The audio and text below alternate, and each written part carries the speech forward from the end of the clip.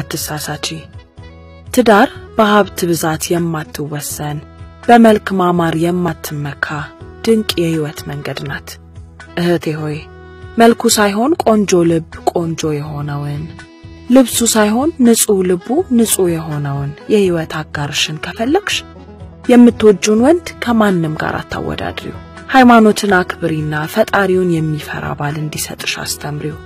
በትዳርሽ ደስታ እንዲኖርሽ ከፈለክሽ ህይወትሽን ከማንንም ጋር አታወዳድሪው ባልሽ ማለት የአባትሽ ምትክ ማለት ነው ተንከባከቢው እንጂ አትጨቃጨቂው ወንድ ባልሽ የደስታ ምንጭሽ ነው ከቅፉ ውስጥ ገብተሽ ሌላ ዓለም ውስጥ የገባሽ እስኪመስልሽ የሚያስደስትሽ ባልሽ ነው ያንቺ ባል ላንቺ ውብና ቆንጆ ንጉስሽ ነው አክብሪው በደካማ ጎኑ ገብተሽ አበርቺው ኃይል ሁኚው አጠንክሪው ከተሳሳተ አስረጅው ደስታን ስጪው ብርታት ሁኚው ያኔ የህይወት ጣዕሙን ታውቂያለሽና ለሁላችንም በአምላኩ የሚጸና ወንድ ይስጠን ፈጣሪውን የሚፈራ ትዳሩን ያከብራልና ወንዶች ሆይ መልክ ትዳር አይሆንም የተስተካከለ ተክለው ሰውነቷ ቤትህን አያቆመው ያ ትልቅ መቀመጫዋ ለቤት ሶፋ አይሆንም ልብ በል ትዳር ማለት የህይወትን ጣዕም የምታውቅበት የምትደጋገፍበት በሳል የምትሆንበት አባት የምትሆንበት ከብቸኛነት ወጥተህ ሁለተኛ እናት የምታገኝበት ሐሳብን የምትጋራለህ መፍትሄ የምትሰጥህ የህይወት ማጣፈጫ ደስታን የምትሰጥ ሴት ከፈለክ መልኳን ሳይሆን ካስተሳሰቧ ካለባበሷ ሳይሆን ከፈጣሪ ፈሪነቷ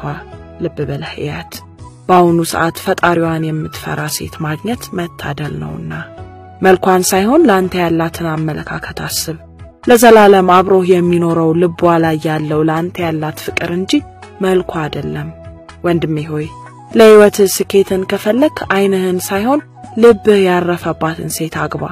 አይን ቀላዋጭ ነውና ብዙ ያምረዋል እናም ልብህን አድምጥ ያንተ ሚስት ላንተ ብቻ ቆንጆና ውብ ናት ያንተ ሚስት ላንተ ንግስት ናት ወንድሜ ሆይ ሚስትህን ከማንንም ጋር አታወዳድራት ራስን ሆኖ መኖር ጥበብ ነው እንደ ራስ መኖር ብስለት ነው ህይወትህን ከማንንም ጋር አታወዳድር ትዳርህን እንደ ራስህ ሆነ ከኖርክ ራስህን ከማንንም ጋር ሳይሆን ከራስህ ጋር ካወዳደርከው በህይወትህ ደስተኛ ነው የምትሆነው መልክ ትዳር አይሆንም ጎጆንም አያቆምም ፈጣሪዋን ፈሪ ትዳሯን አክባሪ ታዛዥ ሚስት ከፈለክ አንተም ፈጣሪህን ፈሪ ሁን ፈጣሪን የሚፈራ ፍቅርን ያውቃልና ለሁላችንም ፈጣሪውን የሚፈራ የተባረከና የተቀደሰ ፍቅርና ትዳር ይስጠን አምላክ ያገናኘውን ማንንም አይለየው